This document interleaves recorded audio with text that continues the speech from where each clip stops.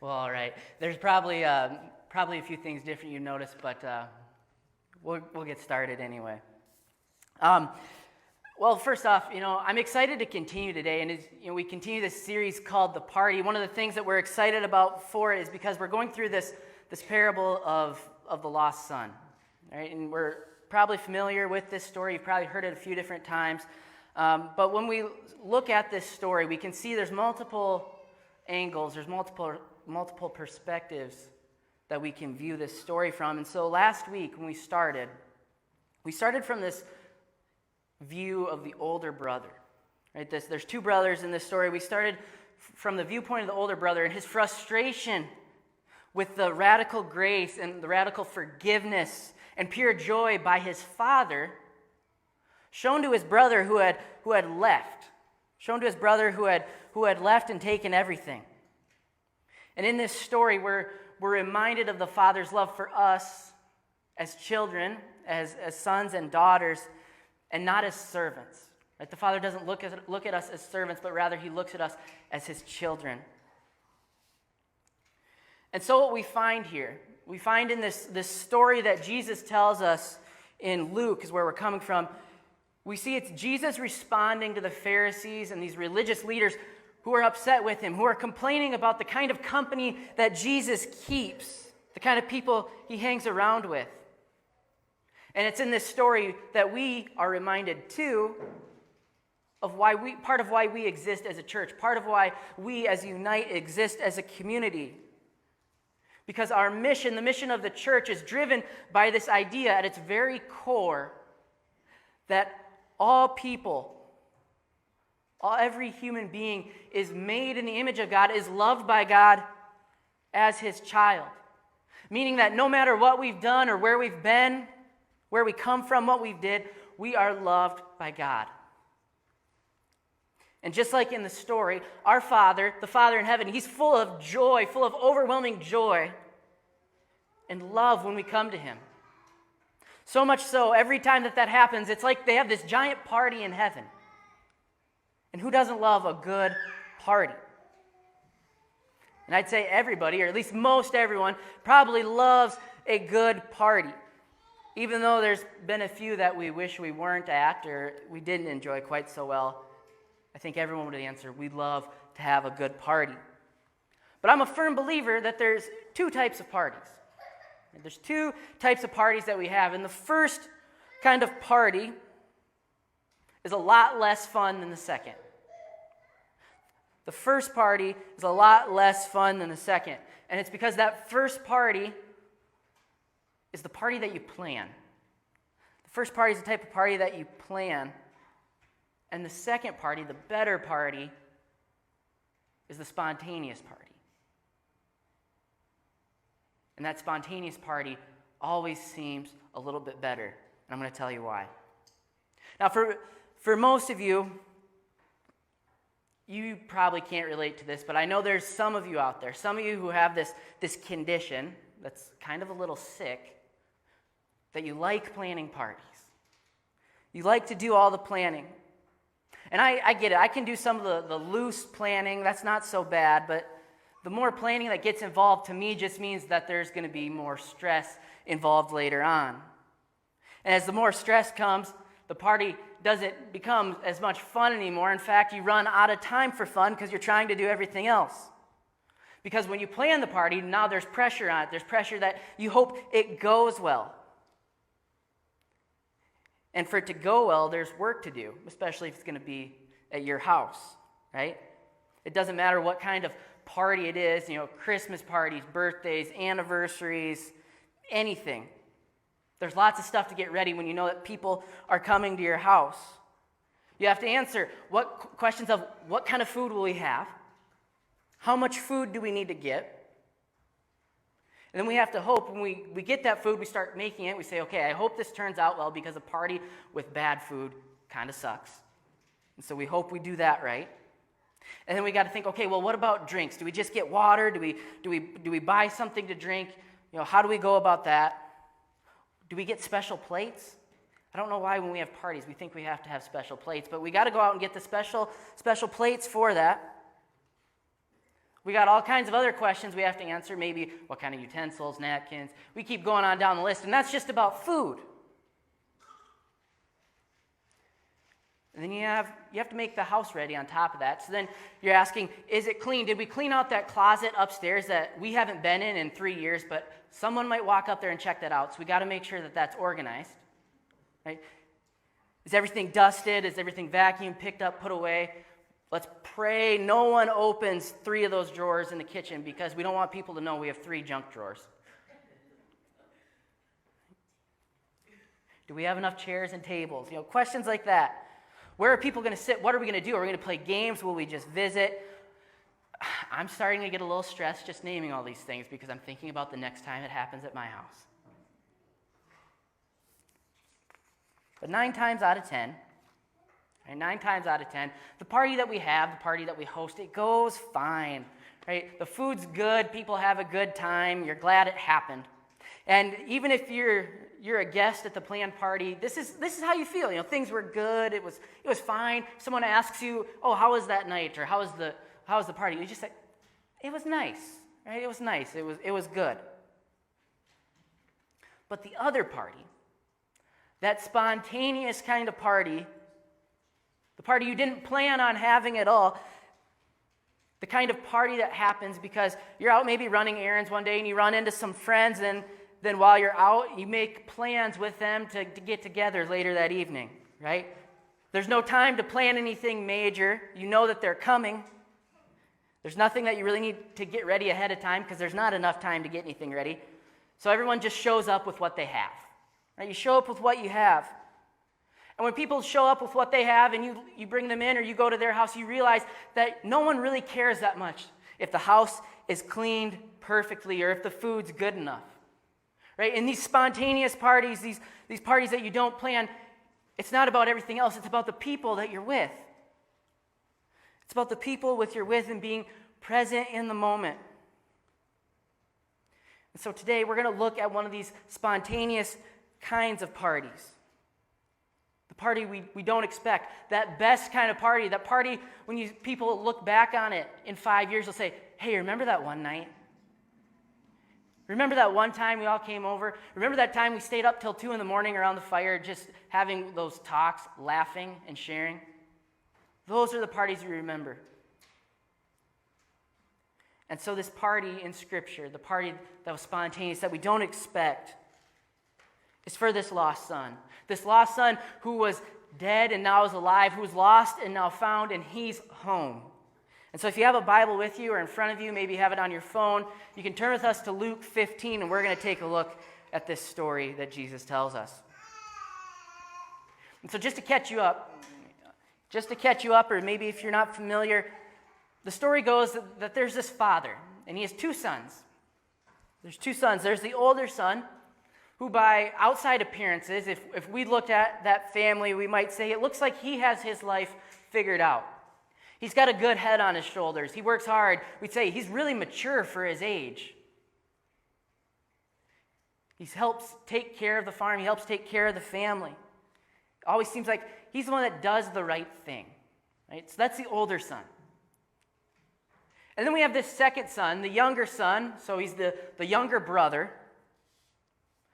And we'll just say he's kind of viewed as a troublemaker. Especially when he's compared to his older brother. He's the troublemaker. Always in trouble. He's the one who we say, he can't seem to get life figured out.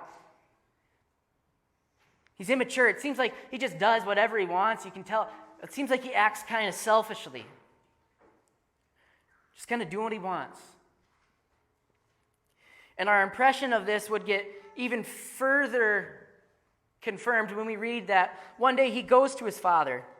He goes to his father and he says to him, I want what's mine. I want what's coming to me. Give me my share of the estate now, before you die. He's asking for his inheritance before his father's even dead. He knows what's supposed to come to him, but he wants it now. And so his father, he agrees to this. He agrees to doing this, even though his son has said to him, Dad, you know what? You're as good as dead to me. Right? In fact, you're better dead to me than alive. So just give me my inheritance. Give me my inheritance, because I'm not worried really about being in relationship with you, about being your son, about honoring you. I want what's going to be best for me. So give me mine, and I'm going to get out. And so he does that.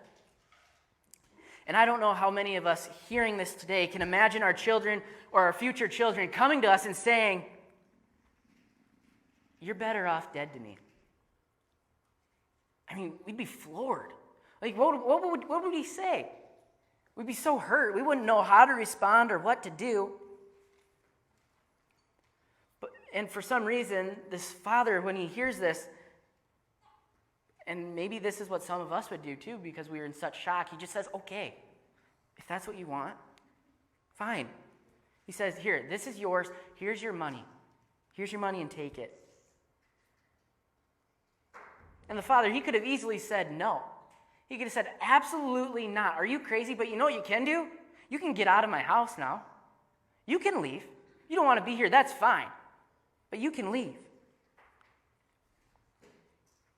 And instead of doing that, as hurt as the father must have been, he says, okay. He sends his son off with what his inheritance would be. He's not going to leave his son without anything, especially now that he's going to go out on his own. He's no longer a son. He has left the family. And as much as that son doesn't want to be his son anymore, the father still loves him. The father is still going to be a dad. And the young son, he takes his money and he bolts. He gets out of there. It says he goes so far, he goes to a distant land just to emphasize that he's going as far away as he can get, because he has no inclination of returning. He has no intention of ever coming back. And we read once he's there, once he's made it to this distant land, he doesn't look to set himself up for his new life. He doesn't look for some place to live, maybe get a job, see, what this new place is like. No, but it says he wasted his money. It says there he wasted all his money on wild living. He threw it away. He took what his father gave him and he just threw it away. He's renounced his family. And now he's lost everything, doing the wrong kind of partying, right? This party of not celebrating, but rather this party of escaping, partying to numb himself, right? Using people to get what he wants, chasing the high, blacking out, you name it. That's what he was doing. Living for himself, using and exploiting people only for himself, and the thinking would be that, well, anything goes as long as it benefits me. It doesn't matter how it affects anyone else, the consequences it might have for them or even myself in the long run. Whatever's going to bring me satisfaction, whatever going to bring me pleasure, that's what I'm going to do. And he loses everything. He loses it all. And now that it's all gone, he's in this distant land. He's far away from everything. He's got no support system, because the people you're partying with when you're doing that kind of stuff, they don't care about you now. They don't care. And when this happens, to top it all off, to go on top of this, now that he's got nothing left, well, now there's a famine. And this famine hits the land, and when that happens, there's no food, right? No food is growing, food's in shortage. And when you don't have anything to begin with, it's hard to support yourself. It's hard to buy food to eat. But now there's a food shortage, and food is going to be even more expensive. And so he's starving. He's not eating, literally not eating, doesn't have anything to eat. And somehow, he manages to land this job with a farmer to watch pigs. Somehow, he gets this job to take care of pigs. And if Jesus stopped telling the story here, if we stopped at this point of the story, we might think that things are maybe looking up for him, right? Especially in the culture that we live in, our context of being rural 21st century Americans, we might think, well, that seems okay. He got hired on by a farmer, he'll save some money up, he'll be able to get himself food, shelter, that kind of thing. He's probably going to start turning his life around. Well, we know that there's more to the story. But it's also important to remember that this part, these small details that don't seem important to us, are really significant because they would have been extremely offensive to who Jesus is telling this story to. Extremely offensive to who he's speaking to and in the context that he's speaking in. Extremely offensive to first century Jewish Pharisees and religious leaders. The most fundamentalist of fundamentalists, strictest to the law. Because in the law, pigs were forbidden. Pigs were considered dirty. They were unclean. And if anyone touched or came into contact with a pig, now you were unclean. And the only way that you could become clean again, the only way that you could become acceptable to live in community with, the only way you could come into a temple or a synagogue was if you went through this ceremonial ritual cleansing. So this job that this younger son, the lost son in the story, takes on, it's almost unthinkable for the Pharisees and the religious leaders to think that, a good Jewish boy, even though, he's caused some trouble, that he would take this job. But then it gets worse. Jesus takes it one step further. It says in Luke 15, verse 15, he persuaded a local farmer to hire him, and the man sent him to the fields to feed the pigs. And the young man, while he was feeding these pigs, he became so hungry that even the pods he was feeding the pigs looked good to him. But no one gave him anything. He was so hungry, he would eat the pig slop. He would eat the pig slop. But they told him, no, that's not for you. Not because they cared about, him being Jewish or his religion or his customs. No. At that moment, this younger son, the lost son, he was told he was lower than the pigs. No one would give him anything. So much so he's willing to eat what the pigs are eating, and he's told no, because you are less valuable to us than what these pigs are. And we're going to save the food that we have so we can feed these pigs. You're still on your own. And so losing all of his money wasn't rock bottom for him. Right? Losing all his money and then getting this job, that wasn't rock bottom. This moment, being told that you are less valuable than a pig, was rock bottom for him. And once he hits this bottom, he has a realization. Verse 17 says, when he finally came to his senses, he said to himself, at home, even the hired servants have enough food to spare. And here I am, dying of hunger.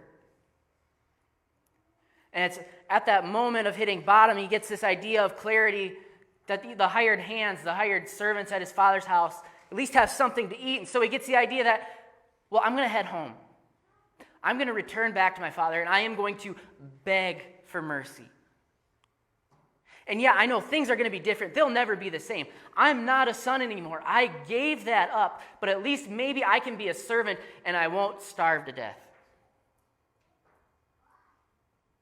Maybe my father will give me a job. Maybe my father will let me be a servant. And so he packs up and he heads home.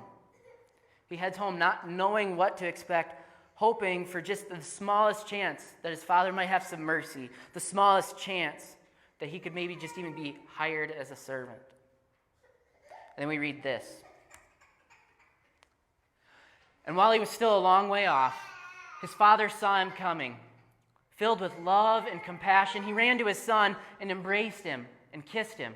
His son said to him, "Father, I've sinned against both heaven and you, and I'm no longer worthy of being called your son." But his father said to the servants, "Quick, bring the finest robe in the house and put it on him. Get him a ring for his finger and sandals for his feet, and kill the calf that we've been fattening. We must celebrate with a feast, because for this son of mine was dead and has now returned to life. He is lost, but now he's found." And so the party began. He was lost, now found, and so the party began. Before he's even home, before he's even gotten to knock on the door, before he's entered the house of his father or stepped on his land, the father sees him. He sees him so far off, and he runs. Right? We don't read he rides out there, he walks out there, he takes his time. It says he runs to his son. Runs to the son who left him. Runs to the son who told him that, "Father, you are more valuable to me dead than alive." And instead of waiting for his son to get to him to see what it's all about, instead of showing anger or resentment or skepticism about, "Well, look who decided to come home," no, the father runs out to his son. He is filled with compassion and unconditional love.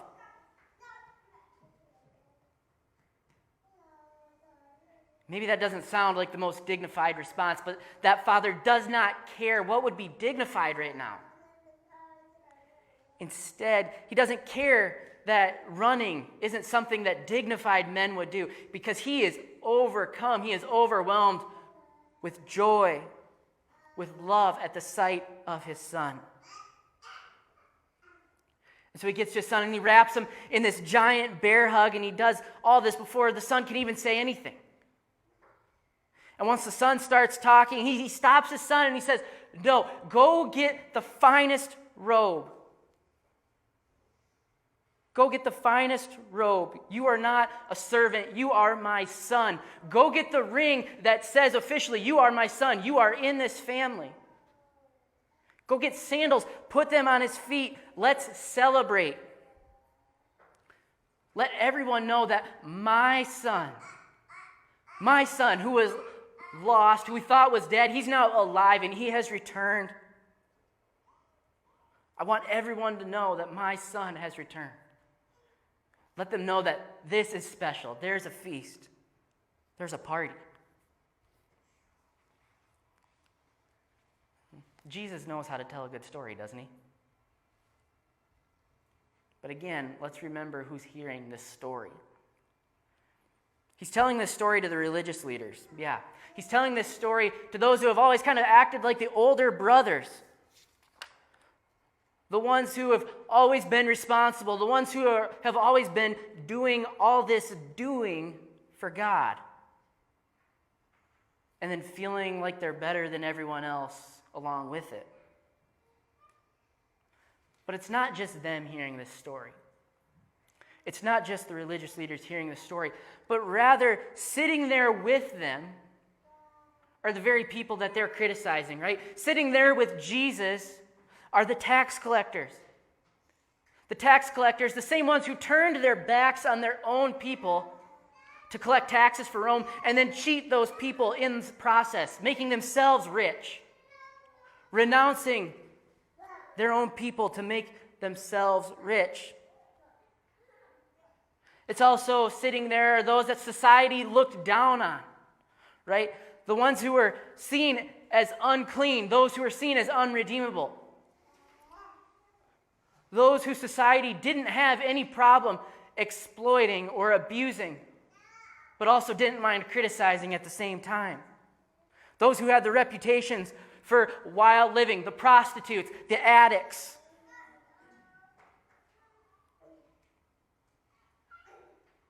All kinds of criticism, all kinds of assumptions. Some of it was maybe deserved, some of it maybe wasn't. And Jesus says to them, Jesus is saying to them in the message of the story, you are loved. You are loved. You are welcome. You still are a son and daughter of the Father. And so the good news of the kingdom, the good news that Jesus brings in this story, in this parable, is that all who had lost hope, all who felt like God had no use for them anymore, that because of all they had done, that it had moved them away from God's love, Jesus says, no, you are invited in. He invites them in and says, you have a place. You have a place here with my Father, and healing and wholeness are possible. Jesus says this, and all those Pharisees, all the religious leaders could see were just those sinners. All the older brothers were able to see were those sinners. This son of yours, this daughter of yours, as the older brother said to the father, but we're going to notice what the father's response is. In this parable that Jesus tells, we're going to notice what the father responds to our older brothers with, to the religious ones, to the ones who think they're maybe just a little bit better or a lot better than those sinners over there. It says in verse 32, it starts, we had to celebrate this happy day. And this is the father talking to the older brother here. We had to celebrate this happy day because your brother was dead and has come back to life. He is lost and now he's found. Your brother was dead and has come back to life. He is lost, but now he's found. The words that Jesus uses, the words that he speaks when he tells this story, when the father talks to the older brother, he doesn't say, this son of mine. He says to the brother, your brother. Your brother has returned. Your brother, your family, your connection, your equal. Jesus says in the story, and he says at this point, that the love of the Father isn't any less because of what you haven't done or what you have done. But the love of the Father simply exists because he created you. Your brother. And so what does this mean for us? Maybe right now or maybe at another time in your life, you felt a lot like that lost son.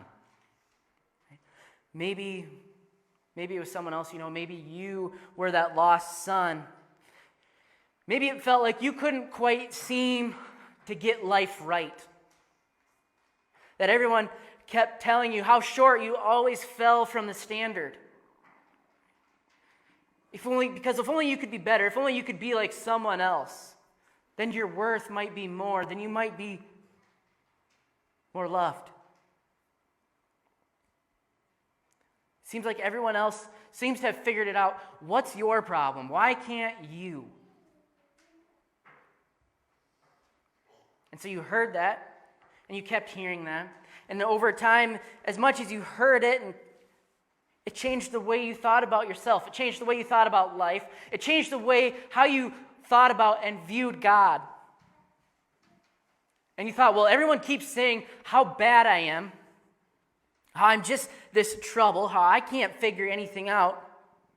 Well, maybe that really is how I am. Maybe I should just act like that and live like that. I might as well just take care of myself and do what's good for me because according to everyone else, I'm just this screw up. So forget about them. I'm going to look after me.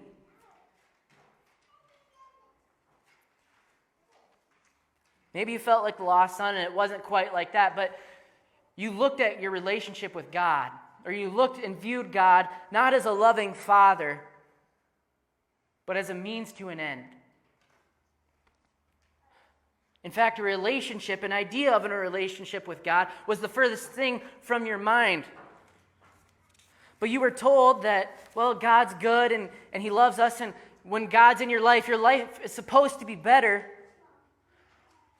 So you heard that, but then you thought about, well, okay, he's someone that can do something for me.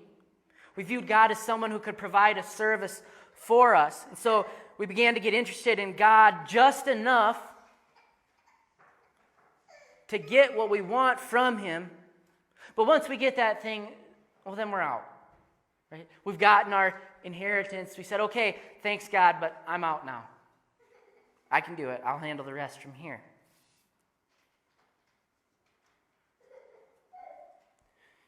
And as you went, as you felt like this lost son, maybe you know what it's like to feel like you've hit your bottom.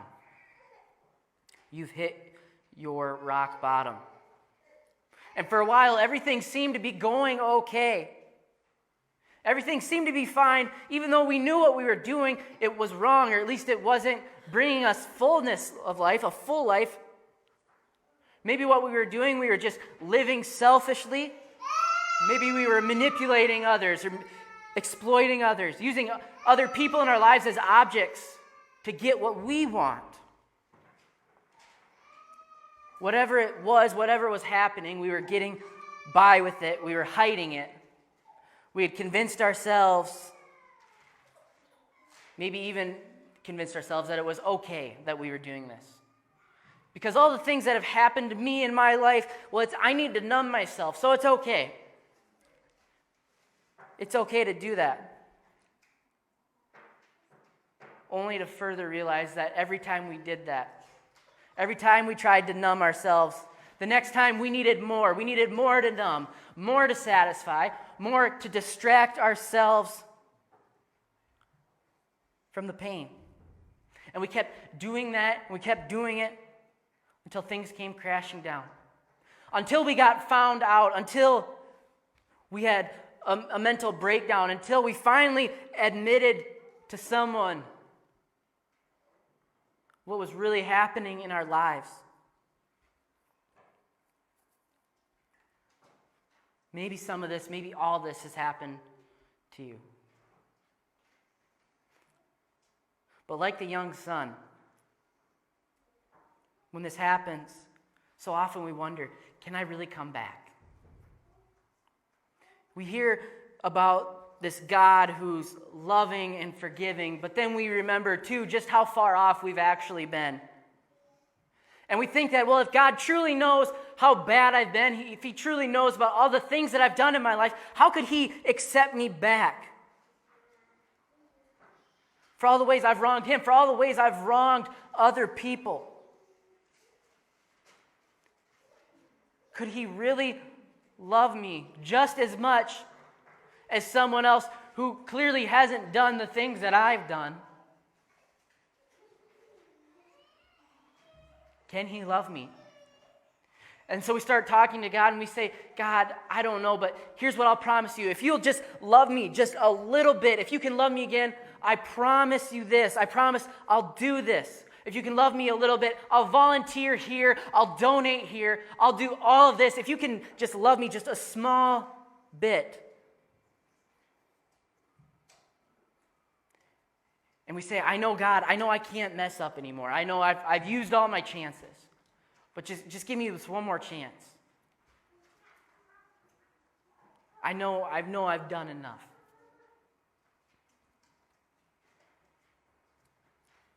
And so we start making these promises. We start hoping that maybe just a little bit. And so we think about coming back, and maybe we even start to, but then we see or we hear our older brothers. And maybe those older brothers made it hard to seem that we could come back, made it seem unbelievable that we would be welcomed back because we felt those judging eyes, right? We felt the suspicious looks that thought, can they change? Do they want to change? What are they doing? You heard what people were saying, right? You heard them say, well, look who showed up to church after what they've been up to. Look who's back in rehab again. I'll believe it when I see it, Why couldn't they? Why didn't they do something before all the rest of this happened? If they really cared, if they really wanted to change, they would have done something earlier. We hear all of that. And hearing that, it gets pretty easy to be discouraged. Right? Because how would you ever feel welcomed in a community? How would you ever feel welcomed or have an idea that God is actually good? Because the people you're hearing those things from are the same people that are telling you God's good. Well, if God's so good, and if his people are supposed to be like him, I don't know if I want to come back. If God's people are like God, does he care about me? Why would he care about me? It doesn't sound like it.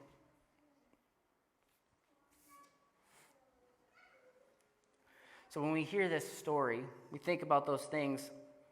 We think about the story of our lives, especially those of us here who are trying to follow Jesus. Any story we hear, we like to make ourselves the hero of, right? We like to place ourselves as the main character of the story. And so in this, we all maybe have a story where we imagine ourselves as that lost son. For whatever it was, we place ourselves in the shoes or the footsteps of that young son and the father welcoming us back home. We have those stories, but it's when we forget about those stories that we become like the older brothers. Maybe we even say, I've had some struggles. I've done some stuff back when I was younger, but that was so long ago, and that's not nearly as bad as what this person has going on.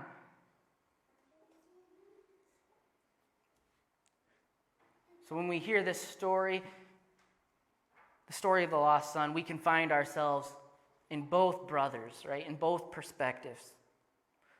Because in one moment or one time of life, we can experience redemption. We can experience being healed and restored. We can experience this overwhelming love and forgiveness and acceptance from God.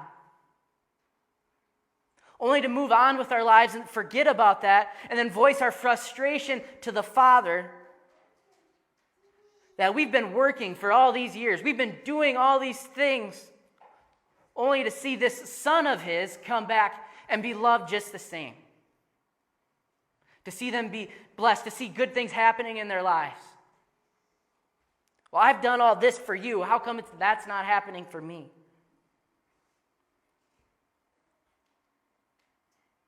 So today, I want to leave you with some encouragement. Today, if you feel like maybe you've been lost before or you've been lost for a while, if you feel like maybe right now you're in a distant land from God, that maybe for the longest time God was just the means to an end for you, that he might help you get what you want and then you could get on with your life. If you've been there and you want to come home, come. Come back to the Father. Because he's patiently waiting. He's sitting at the door. He's looking out, looking to see who's coming. And when he sees you, he's going to run. He's going to wrap you in that biggest bear hug of an embrace. And he'll say, I love you. I don't care. I love you, and you are home. Because when we come, the Father is filled with joy. Heaven is filled with joy when we come home. And we call him Father once again. And when we say, hey, God, I know I've messed up. I know I still make mistakes. And he stops us. He says, you don't have to qualify it. You don't have to explain it to me. You are simply loved. You are my beloved. I don't care what you've done or where you've been. I will always love you. And there will always be a place for you here with me. And when this happens, that's a party worth having. Let's pray. God, we thank you for who you are. We thank you for your loving kindness, your faithfulness, your mercy. We give thanks that in all we experience, in all that happens to us, we get to experience you.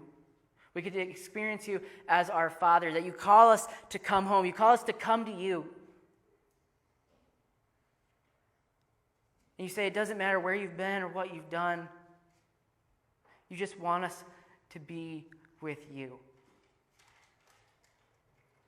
And sometimes it might seem hard. It might seem like, how can we not doubt your goodness? How can we not, feel the judgment of others? How can we move past that? And to do that, we just have to look to you, Jesus. You gave us your Son. You show us your love. Through Jesus, you show us how to love. And so today, as we hear this and we go on, help us to keep our eyes on Jesus. Help us to remember and to look to love incarnate. God, we thank you and we praise you for who you are, for all the ways you're moving in our lives. It's in your name we pray. Amen.